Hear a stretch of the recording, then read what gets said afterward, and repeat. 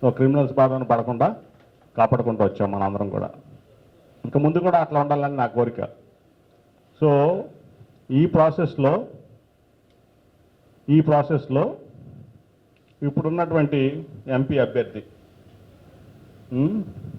ఈయనేంటంటే ఈనాడు ఒక బుక్ వేసింది దీని మీద. ఈనాడు వాళ్ళు ఉన్నారో లేదు నాకు తెలియదు, కానీ ఈనాడు ఒక బుక్ వేసింది. మీరందరూ చదివారా? చదవలేదా? చదవరా? వేరే ఈనాడు ఒక బుక్ వేసింది. ఏమని వేసిందంటే, ఈయన అపర కుబేరుడు, చాలా వ్యాపారాలు చేసి సంపాదించే డబ్బులు,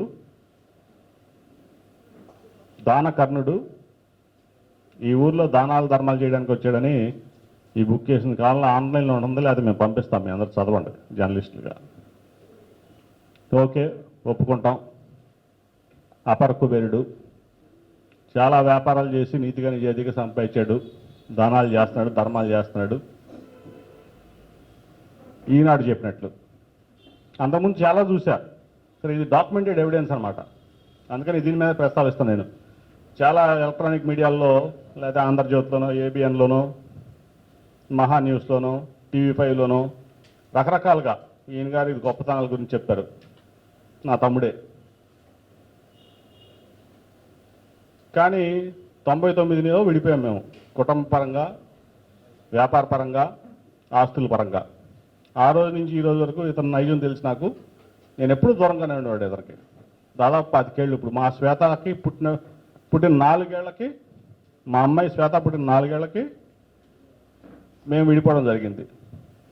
తర్వాత 2013లో నేను అనేకసార్లు అప్పులు పాలైపోయి అనేకసార్లు అందరినీ మోసం చేశాడు. ఇవన్నీ ఎందుకు చెప్తున్నానంటే, ఇవాళ విజయవాడ పార్లమెంట్ టీడీపీ అభ్యర్థి కాబట్టి నేను చెప్తాను, లేకపోతే చెప్పేవాడు కదా. ఇవన్నీ కూడా చాలాసార్లు ఎంతమందిని మోసం చేశాడు, అప్పులు పాలైపోయాడు.